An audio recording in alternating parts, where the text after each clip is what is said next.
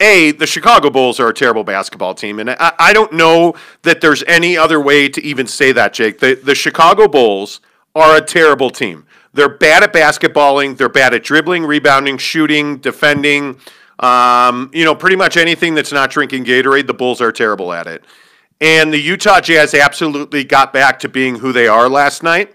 So the question is, does a win like that against a team like that make things right for the Jazz? Yeah, I mean, I would think so. Obviously, as you just talked about, the Bulls aren't a good team, but it is a nice opportunity for the Jazz to try to find their stride again. I felt like they shot the ball much better last night. I did feel like there were a lot of times in that game where they were very sloppy offensively. There were several really silly fouls, several really silly turnovers that just didn't need to happen. And the only maybe critique or anything that I'd really have to say about last night's game is that at times they allowed the Bulls to dictate the pace a little bit, and I think that would be the only complaint I would have if I had one. I mean, they pretty much thoroughly dominated that game as I would expect them to, and I would hope that they'd be able to take this momentum, bring it back home, and play well at home through this next streak. So that is what I would expect without a doubt. Yeah, but I don't know that that's realistic. The Jazz are going to be at home a lot here coming up, and we'll talk about their schedule in a minute. But as I look at the only home game that matters is what you do Thursday, which is the NBA trade deadline.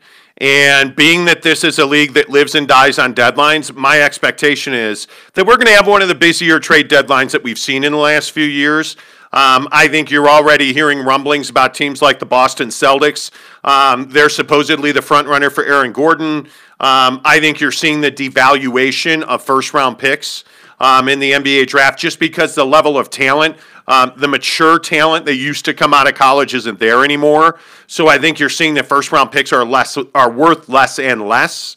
So I think there are teams like the Celtics who are willing to give up 2 first-round picks to get a guy like an Aaron Gordon. I think he'll be one of the bigger names. My question is, what did the Utah Jazz do Thursday? Because one of the things that comes out of the Bulls game last night is that Bojan Bogdanovic continues to struggle. It goes back before the All-Star break at this point.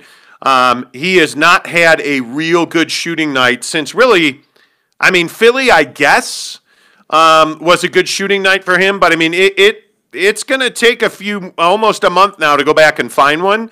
If I'm a Utah Jazz fan, if I'm Quinn Snyder, if I'm the front office of the Utah Jazz, I am really concerned about Bojan Bogdanovic, and I'm doing everything, Jake, that I can do to address his failings, his shortcomings, his inability to defend, his inability to finish at the cup, certainly his inability to shoot a 3 right now, because I think you have this really small window in time where I think you can win an NBA championship right now this year. Yeah, I would completely agree. I think the Jazz are, without a doubt, are very fortunate with what has happened to the Lakers on the injury front. I think they're very fortunate that the Clippers are a softer team and are not this. They are a good team, but I wouldn't call them like a juggernaut of a team. They definitely are beatable, and the Jazz have shown the ability at times to control them. And so when I look at the Jazz and you look at Bojan and you say, man, like, if this guy was a wing scorer of some variety, somebody who could get to the basket, somebody who gave us consistent production, we'd be in a very different place. I think that when I look around this starting 5, obviously Rudy is pulling his weight nicely right now. Again, against a crappy team, he almost has a triple-double with the third stat being blocks, which is pretty rare. You don't see that too much. And obviously, Don is doing everything that he always does. I love the fact that Jingles is coming off the bench and giving them nice production right now. So it just is accentuating the fact that Bojan is really struggling. And so come Thursday, my gut tells me they do nothing, honestly. Like, my gut tells me that they just stand pat and this is who we're going to be going through the postseason, and it just is what it is.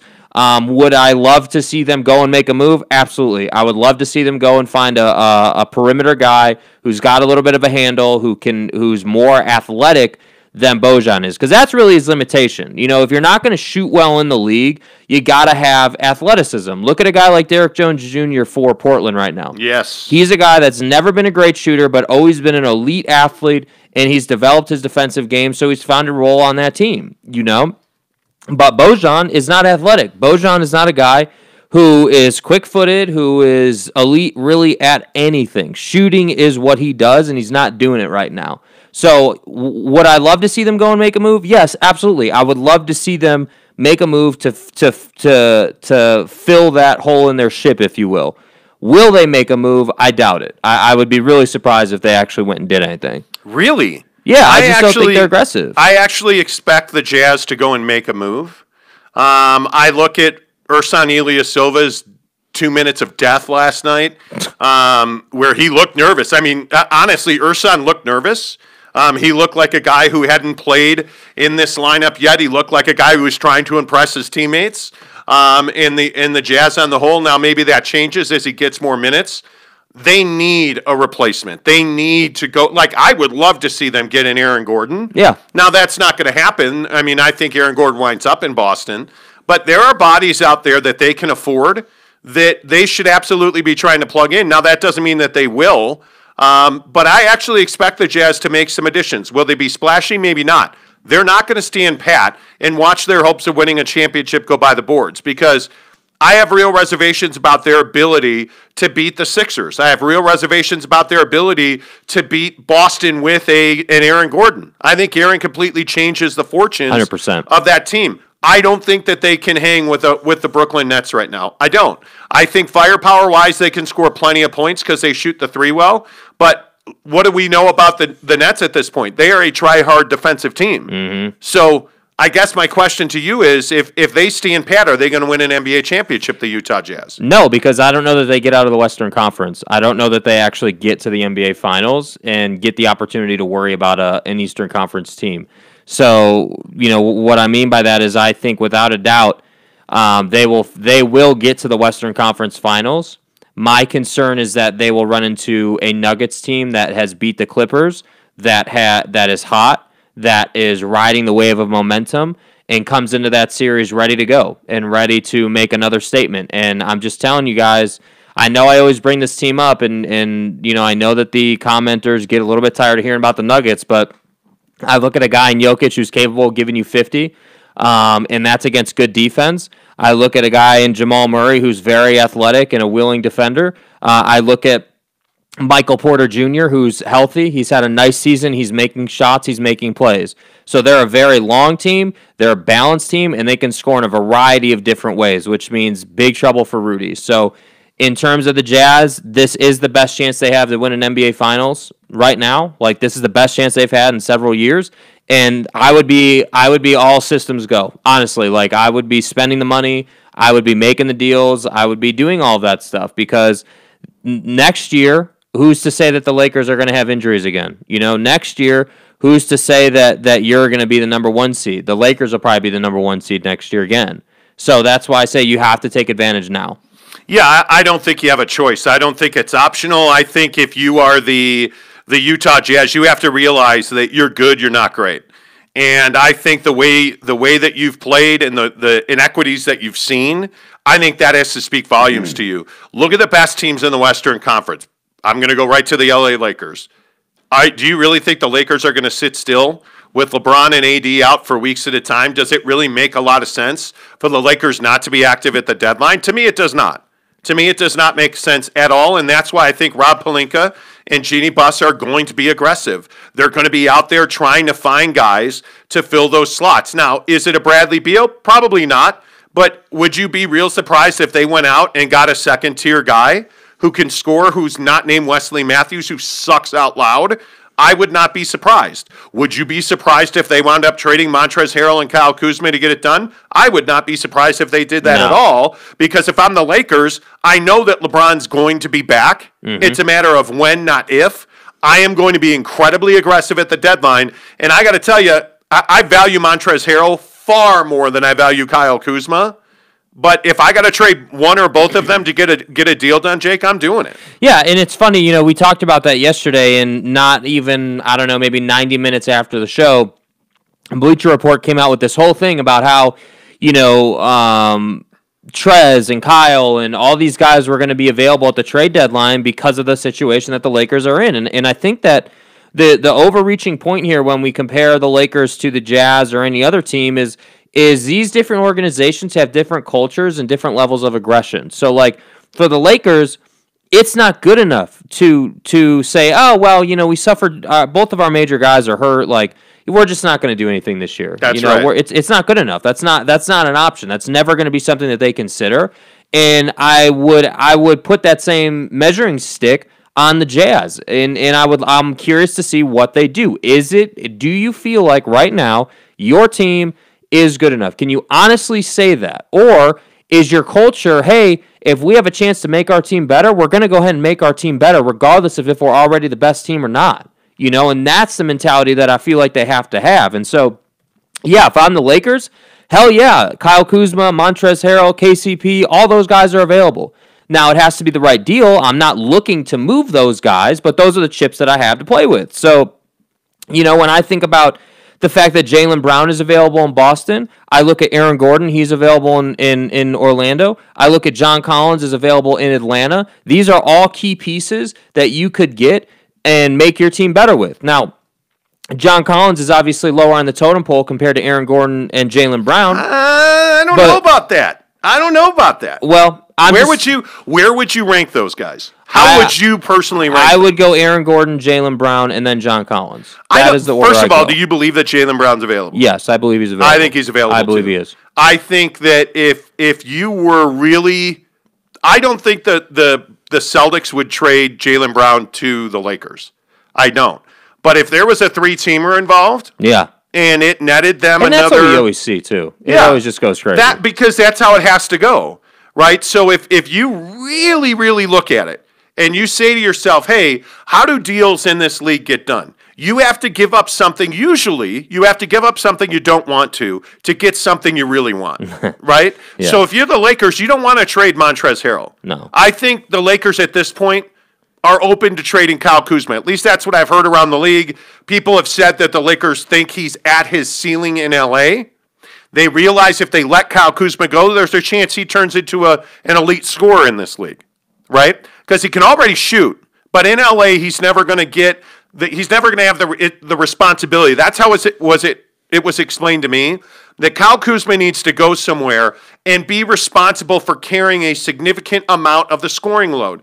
That's when he's going to make or break in this league. In LA, he's 4th or 5th usually as far as scoring go. If you look at AD, when they're fully healthy, if you look at AD, LeBron, you look at the guards that shoot the ball on that team, regularly. Yeah, the Dennis Schroeders of the world. You look at KCP, those guys all get shots before Kyle Kuzma does because Kyle is a laid-back guy in that offense. But if you put him if you swap Jaylen Brown for Kyle Kuzma straight up, there's a lot more expectation and a lot more responsibility. And there's a lot of people who think that's going to bring the best out in Kyle Kuzma. Will it? I don't know. But if I'm the Lakers, I'm ready to cut bait on Kyle Kuzma. And frankly, I'll go back, and we had this exact conversation on the show probably 2 years ago. Who do you value more, Lonzo Ball or Kyle Kuzma? They valued Kyle Kuzma, and I think it was a mistake.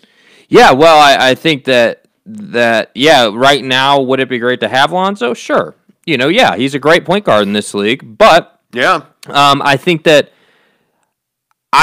Kyle Kuzma is a guy that, yes, can be an elite scorer in this league, but he needs the right opportunity. And if I'm the Lakers making trades as sales, you're selling the other team on why this trade is good for them. And I'm absolutely leaning on that. If I'm talking to Boston, I'm saying, look, dude, like you've made multiple playoff runs with Jaylen and Jason, and it hasn't happened for you. Why didn't you give me Jaylen? I'll give you Kuzma and a pick, and you can get some new blood into that team and go that route. And by the way, to his credit, Barry has said this all along. Mm-hmm. One day you guys are going to talk about Julius Randle and talk about Laker regrets. Well, do you think the Lakers? Well, but when you're trying to get LeBron, and you knew you would have to add a second superstar at the time that they let Julius Randle go, was that really something you regretted? No. Probably not. And do you regret it now? Probably not. Because if you'd have kept Julius Randle, you'd have had to trade him anyway. He'd probably be a Pelican right now instead of a Knick. Mm-hmm. So I don't think you necessarily regret that, but would they love to have Julius Randle back in LA? Well, fuck yeah, they would. Who wouldn't? Yeah, I mean, the guy is a legit star now. The thing with Julius is he was a late bloomer. So, I mean, he was not a good player when he was a Laker because of how young he was. And he came in, and didn't he break his foot right away? And, like, he was injured. Yeah, he had issues. Yeah, I mean, I don't know, Barry, that the Lakers necessarily regret it. To your point, would they love to have him back? Yes, they would. They would. Sean says the sad thing is you guys are talking about all these big-name teams. That's not who the Jazz are. They don't operate that way. Mm-hmm. But you have a new young gun owner who I think wants to win now. Are you telling me? And by the way, I was talking to a Jazz fan. I was talking to Michael yesterday on YouTube, messaging back and forth on YouTube, and I think he made a really good point. He said, hey, don't you think the Jazz want to win a championship in Gail Miller's lifetime? Well, yeah. And I'd never thought about it in that way. Mm-hmm. Yeah, absolutely. I think there are a lot of people in this organization who would love to see the Jazz hand Gail Miller a championship ring. But here's the question. Are they, and this is, we've talked about this, do they have the little brother complex about them? Do they say to themselves, do they operate with this idea that hey, we're the Utah Jazz, we're a smaller market team, so that means in terms of free agency, we're not going to get those same opportunities, so we absolutely have to maximize the trade deadline and the draft every single year. And yeah, I do think there's some truth to that, but I also think that if you tell yourself you're a small market team, then you're always going to be a small market team. Well, Max makes a great point as well, talking about Kyle Lowry. Mm-hmm. If you're a true championship contender in the Utah Jazz, you go and get Kyle Lowry. It's a great move. I think that's exactly right. You need his grit and determination, and he's got that clutch gene. He's that tough guy. He's superior to Mike Conley, without a doubt. But Mike Conley's a really important part of what the Jazz do. He just, I hope I'm wrong. He's going to get hurt. He's going to miss significant time here in the second half. It's who Mike Conley is. Yeah. And it's really frustrating. But if the Jazz truly want to win a championship, they better go find somebody else that Don can give the ball to. Yeah. Because there was a long stretch against a really crappy Chicago Bulls team last night where it was Donovan Mitchell versus the Chicago Bulls. Yeah. And I think, wasn't it a 10-0 run, I want to say, that Don went on? And hey, listen, Don's playing elite mid-range basketball. I mean, his mid-range jumper right now is unbeatable. It's undefeated. And I think what you're seeing is that Donovan Mitchell is evolving as a basketball player. He's not good enough to do it on his own. And everybody's got a boner over, Rudy had a triple-double almost with blocks. Cool. That's great. The Bulls don't have a center or even a power forward, right? Wendell Carter's not somebody you have to be concerned with, right? That team is terrible. Yeah. And this is why, to our original question, did the Jazz get their swagger back against the Bulls last night? I don't necessarily believe that's true. And when I look at some of the names that are available at the deadline, the Miami Heat are very clearly a team that everybody believes is going to be incredibly aggressive. Yeah. And so I ask you, are the Miami Heat in a bigger market than the Utah Jazz? I guess so, but Miami's not exactly a hotbed of sports, right? Are they more of a championship caliber organization? Yeah, because they have multiple rings and the Jazz do not. Mm-hmm. And when I look at their owner, I say to myself, hey, yeah, who are the Heat going to go and get? They're going to get LaMarcus Aldridge, and they're probably going to end up with Kyle Lowry. Kyle Lowry, right? If you're the Utah Jazz and you watch the Heat get LaMarcus Aldridge and Kyle Lowry, who address two of your biggest fundamental flaws as a basketball team, how do you stand pat and feel good about that? If the Heat, if a team like the Heat, who don't have the biggest, financial pot in the world, go and get LaMarcus and Lowry, I think you should be pissed as a Jazz fan. Yeah, I would completely agree. I just think that this team, I know we keep saying they need to take the next step, and I know that they're working on that, but the next step isn't just on the court.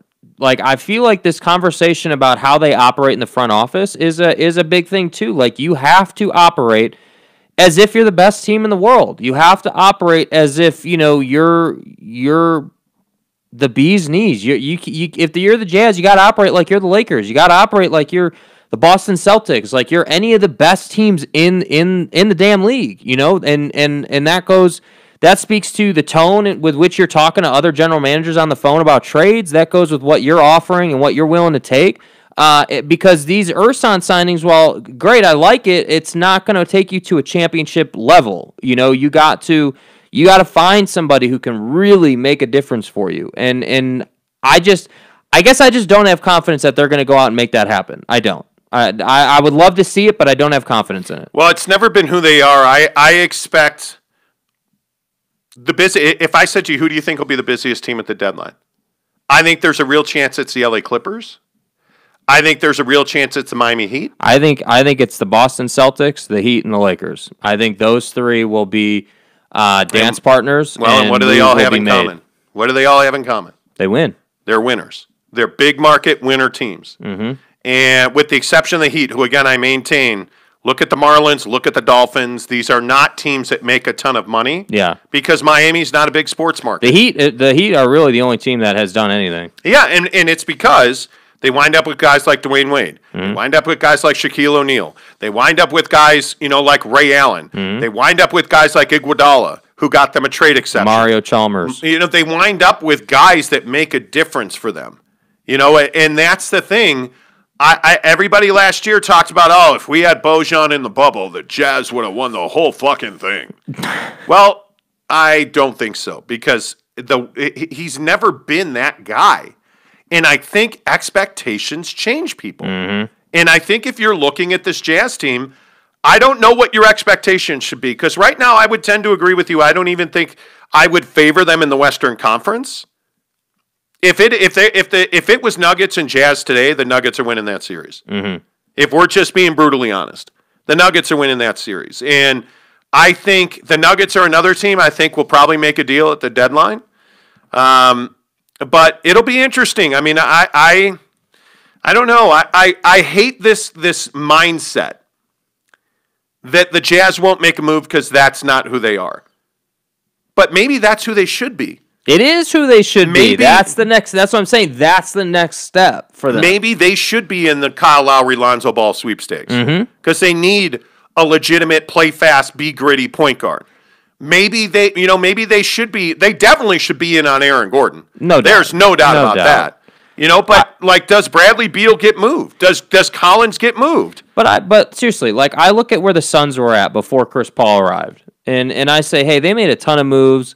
They went through a total change in culture when James Jones took over that team. They did, and now they're pushing the Jazz. They're two back of the Jazz. I think Philly and the Jazz are pretty much tied for the best record in the league, and then the Suns are right there. And so I just say to myself, the Suns were able to take that step and go make deals and make things happen and develop players and do everything that they needed to do.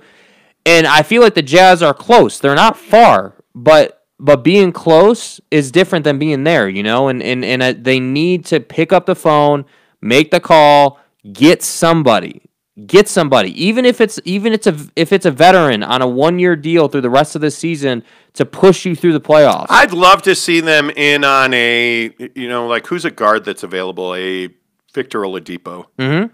I'd love to see them in on a player that is dynamic at the basket, and who can score. You have a ton of three-point shooting on this team. Go get somebody that's a bad mamma jamma at the rim. Go get somebody who can put the ball in the bucket for you. Think about this. Let's say they do get to the finals and they play the Nets. What are the matchups, bro? What are the matchups? Because Kevin Durant is not going to be matched up on Rudy Gobert. Rudy can't play defense on Kevin Durant. That's just not going to work. I don't think that's a discussion you want to have if you're a Jazz fan. Yeah. I mean, I just don't know. Unless you go and get the other Bogdan Bogdanovic, which doesn't seem likely because there's about 86,000 teams who want him. Unless you go and get, if you're playing Brooklyn, you have to create a matchup problem for Brooklyn. So you need somebody like a Zach LaVine. How many times did we text back and forth last night watching the Jazz game? They could absolutely use Zach LaVine. My God, if Zach LaVine's your number 2 on this team, you're going to win a championship right now. Then Conley can truly play point guard. I mean, it would be to have Zach LaVine be your 3. Yeah. To be able to run a lineup out there with Conley, Donovan Mitchell, Zach LaVine, Joe Ingles. I think Jingles is a guy that's got to come off the bench. Well, not as long as Bogdanovich is playing this crappy. I mean, honestly. Yeah, I don't know, but again, not to be redundant, this takes us back to our conversation from the other day. What the hell do you do with Bogey? I would limit his minutes. I mean, he cannot hit water from a boat right now. Mm-hmm. He is 0 for again last night from 3. He's missing layups. He's really fighting the basketball. You feel terrible for Bogdanovich because everybody's been here. I mean, I've played basketball my entire life. I've been through that, where you just can't you're wide open and you can't make a 3. Like, I've been through that, and it's the worst feeling in the world. But, man, I'm telling you, that doesn't mean that you can be sentimental about the business. Yeah, you can't. Bojan Bogdanovich has to have a reduction in minutes and role. Mm-hmm. Have to. But to do that, you have to have somebody else. And I think Jingles is a complementary player to Bogdanovich, not a replacement for Bogdanovich. Mm-hmm. And I think, again, and I know everybody, triple-double almost with blocks. Rudy Gobert is going to become a problem in the playoffs. And it's because the only way that he thrives offensively is when this team misses a bunch of threes. Mm-hmm. That's it. We're seeing a little more back to the basket, which I think is great. He hit a little jumper last night, which I think is great. But did you see when he hit the jumper on the other end, he's laughing about it because he knows that that's not what he does. Yeah, I mean, people are laughing and joking back and forth when he hits jumpers like that. That little turnaround, Jingles laughed at him a little bit. But they're against the Chicago Bulls. Mm-hmm. You can have that fun. Where was that fun mentality against the Sixers? Where was that against Joel? Where is that going to be against DeAndre Jordan? And that's my point. Like, you don't have that kind of flexibility when you're going up against the Anthony Davises. When you're going up against even, he's way better, I think, than. I mean, I don't even know who the Suns run at Rudy Gobert at this point. DeAndre Ayton. I mean, I was going to say it, but he's way better than Ayton. Yeah, I mean, he may be way better than Ayton, but Ayton's going to put up more points than he is probably. But is Ayton even going to make Rudy Gobert work on defense? Yeah. Oh, yeah. Yeah. That's Ayton's strength. I think Ayton is an offensive player. The thing that DeAndre Ayton, I get that, but the thing that DeAndre Ayton does to Rudy Gobert is he pulls him away from the basket. Yeah. That's why it's a problem. And I was watching the Chicago Bulls feed last night. Their announcers are terrible. But I was watching the Chicago Bulls feed last night. Good? No, but Stacey King was making really good points. Stacey King is the color analyst, and I think Jason Goff, who's the studio host in Chicago, Goff made a really good point last night. You got to get Rudy away from the basket. Yeah, that's the only and. You have to have guards that can get their shoulder into Rudy's chest. Rudy Gobert's a great shot blocker as long as you don't put your body on him. Okay, so if you give Rudy Gobert space, he's going to block your shot. Mm-hmm. If you do what Zach LaVine did, which is drive your shoulder into his titties, you're going to. That was probably. And he will every single time. Was that a drop? Bro, oh wow, cool. You guys always say that the drop machine doesn't work. Like, I can't play drops for every single situation. Well, guys who are good at their job can. Anyway, the point is, yeah, I doubt that. My point is that if you get into his breasts, if you get your shoulder into Rudy Gobert's chest plate, you're going to be fine. Mm-hmm. He's not going to block your shot usually. And the Bulls don't have anybody to do that. The Sixers do. The Nuggets do. The Suns do. The Lakers certainly do. Mm-hmm. I mean, when you attack Rudy Gobert, good things happen for you. Honestly, I know that sounds crazy, and Jazz fans are going to be like, this is what we'll get on YouTube today, because we get an avalanche of comments. Oh, you guys don't watch the games. You guys you don't watch the game. hey, asshole, try watching the game. You and your mom are hillbillies. Yeah, stop banging your mom and start watching the game. That's what we get. Well, you guys, I mean, Rudy, I used to defend yesterday. You guys don't know what you're talking about. You do watch NBA basketball, right? Rudy's by far the defensive player of the year. Rudy who? Really? Okay, cool. Congratulations.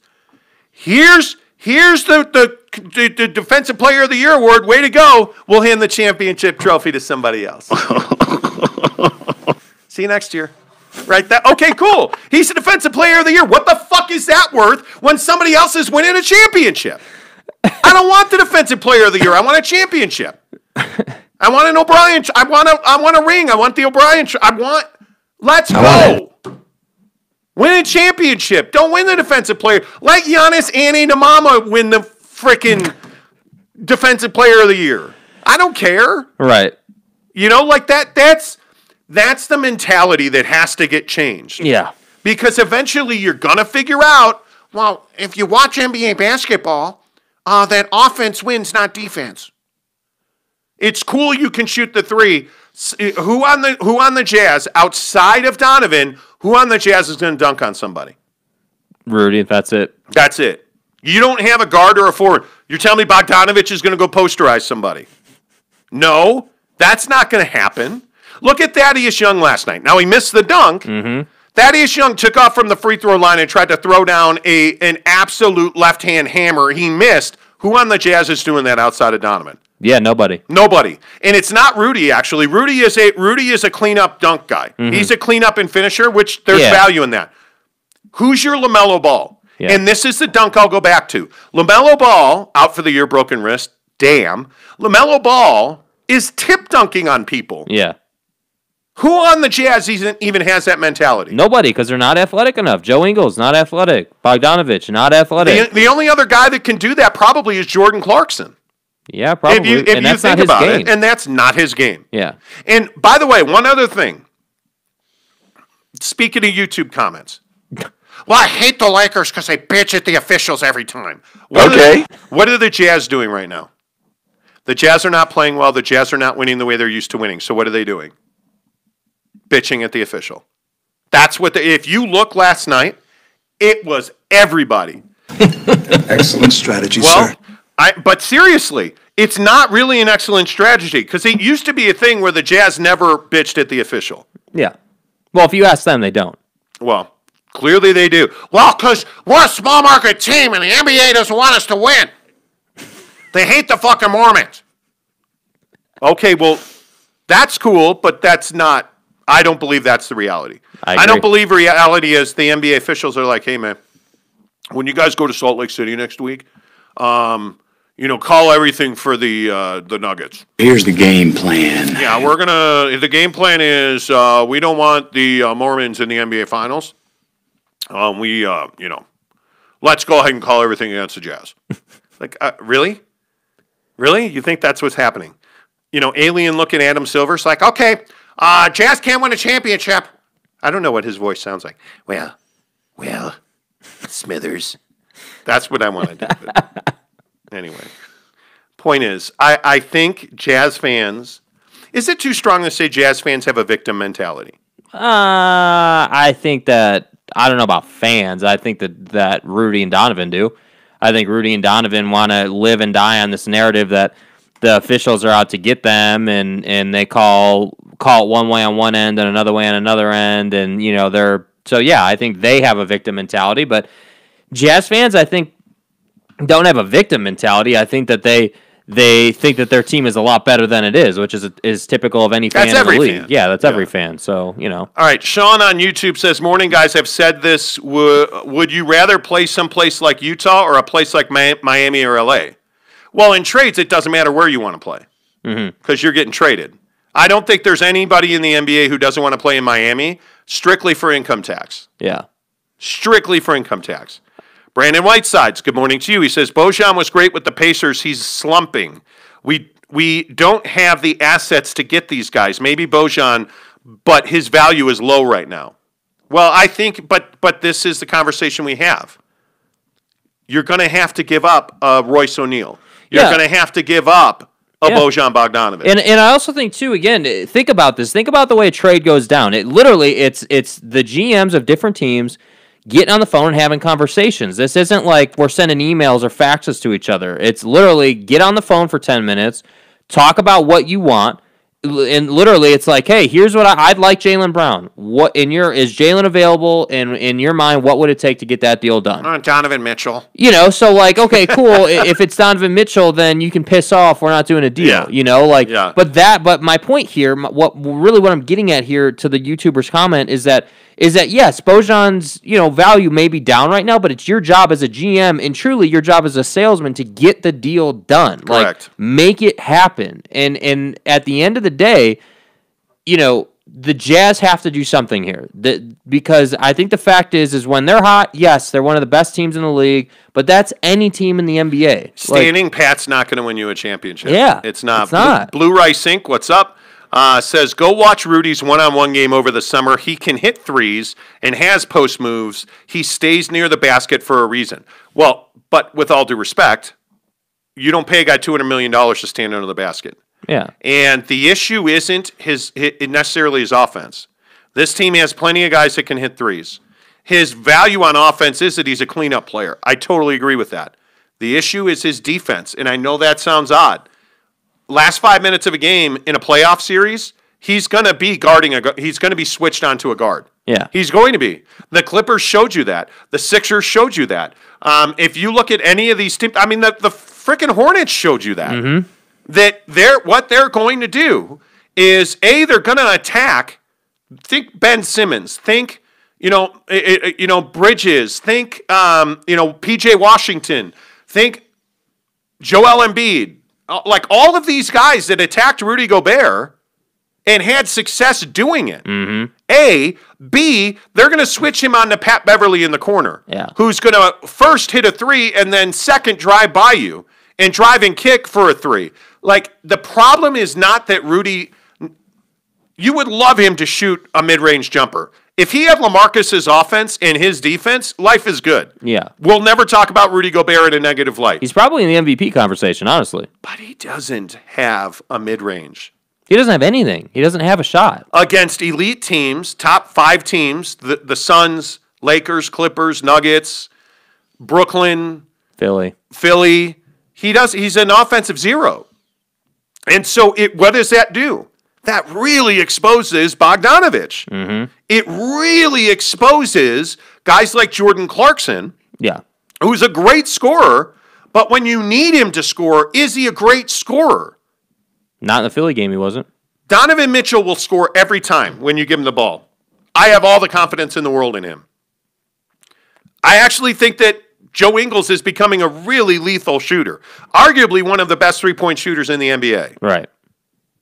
But at some point, somebody's got to get to the cup and finish. Mm-hmm. And you can't count on Rudy to do that. Well, and I think Rudy's shortcomings in certain situations, you're right, do definitely stress the depth of this roster. And yes.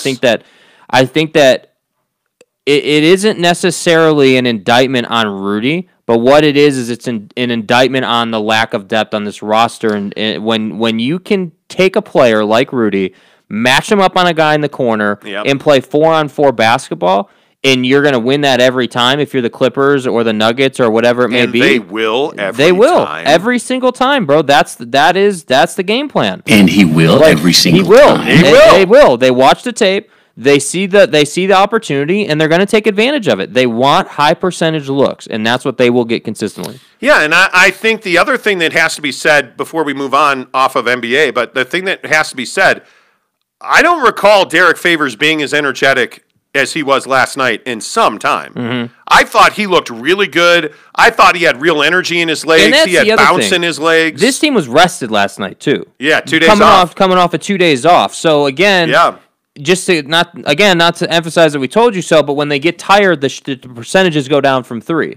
So last night they shoot it really well because they're rested. What does that look like later in the year? Yeah, I just think this stretch of home games coming up is really critical. I mean, obviously the Nets game is. I don't know what else. I mean, this is the litmus test. It is really critical. That you show out and you play well against Brooklyn, that you sweep those 2 from Memphis. I think that Cleveland offers you an incredibly difficult test. Mm-hmm. I think then when you go to Memphis and you come back home, like if you look at this schedule and all the home games that Jazz have, I mean, they're home for the rest of March before going to Memphis to end the month. Then they have some really difficult turnarounds. I mean, they're home for the Bulls and Magic. Then they go to Dallas and Phoenix on a Monday, Wednesday trip early in And those aren't gimmies. No, in April. And then it's a home stretch with Portland, Sacramento, Washington, OKC, and Indiana. Before you play the Lakers back-to-back on the road, and then you go to Houston. And I think that, by the way, Houston finally won a game last night. My God. But their schedule's not easy. I mean, they have a lot of home games the rest of the year. Which is nice. They've got to make hay. They've got to have the number 1 seed in the West. Yes. It is not optional to lose to Brooklyn on Wednesday night, tomorrow night. And they're going to be without KD. So you cannot. It's national TV on ESPN. the 4-letter Death Star. ESPN. That's probably too much. But it's not optional to lose that game to Brooklyn. I think if you lose at the buzzer or it's tight, okay, great. Brooklyn does everything on offense that you don't do well on defense. They have guards that move. I don't know who matches up with Kyrie. I mean, Conley obviously is a willing defender. Kyrie, James Harden, Joe Harris, you got a bunch of dudes over there that can get their own, and that's the challenge. I don't know what they're going to do. I think it's going to be a real challenge. I think that's a really important game. It's really important also that you go ahead and hit that subscribe button, MFAs. Hit the subscribe button on YouTube. Please give us a thumbs up. It really helps the channel grow. We have picked up over 100 followers in the last 3 weeks. We really appreciate the support. Our channel's newer, so we're really trying to grow the channel. We're trying to get to 1,000 followers or subscribers. Son of a biscuit. We're trying to get to 1,000 subscribers as quick as possible here on YouTube. So any thumbs up you can give us, any subscribe that you can give us, we really appreciate it. Just search The Monty Show, MONTY, The Monty Show.